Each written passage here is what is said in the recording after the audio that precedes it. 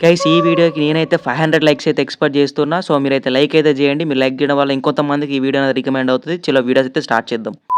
ఏమైంది బే సప్పుడు చేత్తలేరు? ప్రతి మ్యాచ్‌ల 300 కొట్టే మొగోళ్ళేర్రా మీరు?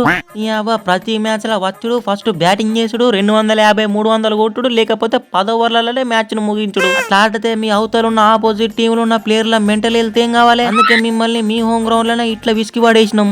అయ్యో! అందులో నువ్వు వీకిన పనేమున్నది? అయినా ఏం పర్లేదులే. మళ్ళా రివెంజ్ తీర్చుకుంటాం. రివెంజ్ ఏంది రివెంజ్? మీరు లాస్ట్ ఇయర్ మా మీద ఆడిన ఒక మ్యాచ్‌కి ఇదే మా రివెంజ్ మ్యాచ్. మళ్ళా రివెంజ్ మ్యాచ్‌కి మళ్ళా రివెంజ్ అంటావేంది నువ్వు? పంతు లాస్ట్ ఇయర్ లక్నోలో నువ్వు లేనే లేవు. నీకెందుకు ఇప్పుడు రివెంజ్‌ల గురించి?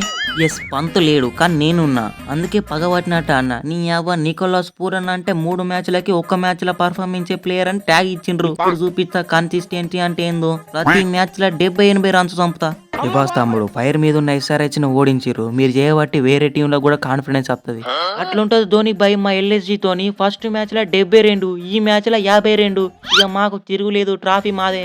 ఏంది మార్చ్ బ్రో మన డీసీలు ఉన్నప్పుడు ఎంత కన్సిస్టెన్సీగా ఛాన్సులు ఇచ్చినా ఒక్క మ్యాచ్‌లో కూడా ఆడలేదు. ఎల్ఎస్జీల కోడ్తోనే ఇట్లా దంచి కొడుతున్నావు. సార్ బ్రో ఫస్ట్ మీరు నన్ను రిలీజ్ చేసి తప్పు చేసిర్రు. దాని తర్వాత ఎల్ఎస్జీ వాళ్ళు నన్ను వికెట్లు తీయి అని ఏమి ఇబ్బంది పెట్టకుండా జస్ట్ ప్యూర్ బ్యాటర్ ఆడించుకుంటారు. అందుకే ఇట్లా దంచి కొడతాను. కానీ మీది కాడితే మీకు బౌలింగ్ చేయాలి, వికెట్లు తీయాలి, బ్యాటింగ్ చేయాలి, రన్స్ కొట్టాలి. 2 చేయాలంటే నా ఒక్కంతో అవుతుందా? అందుకే ఇట్లా ప్యూర్ బ్యాటర్ గాడి దంచి కొడుతున్నా. బ్యాటింగ్ బౌలింగ్ 2 రానప్పుడు ఆల్రౌండర్ అన్న పేరెందుకు ఇయ్య? సరదా just for fun man, just for fun. నీ అవ్వ ఎస్ఆర్ ఇచ్చిన ఓడితే కప్పు కొట్టినంటే ఆనందం వస్తుంది. పంతో ఎందుకు మింగుతున్నావు? మే 18కి మళ్ళీ మ్యాచ్ ఉన్నది. అప్పుడు మీకు ఫస్ట్ బ్యాటింగ్ ఇచ్చి మీరు కొట్టిన టార్గెట్ ని పవర్ ప్లేలోనే చేసేసి మింగుతాం.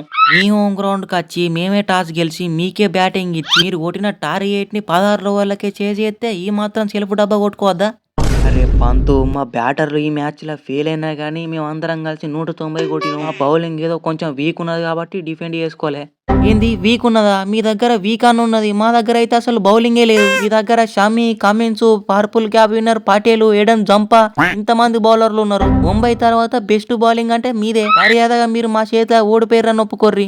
పంతు ప్రాక్టికల్ గా మీరే గెలిచిర్రు. కానీ మీరు మా మీద గెలిచిర్రు అంటే మీకే నమ్మబుద్ధి అయితే లేదు. అయినా మేము జస్ట్ ఓడిపోయింది ఒకే ఒక్క మ్యాచ్. ఒక్క మ్యాచ్ ఓడిపోయినందుకే సిరీస్ ల నుండి ఎలిమినేట్ అయినట్టు సంతోషపడతారు అందరూ. నెక్స్ట్ మ్యాచ్ లో 300 కొట్టి బిర్యానీ తినిపించి పంపిస్తుంది.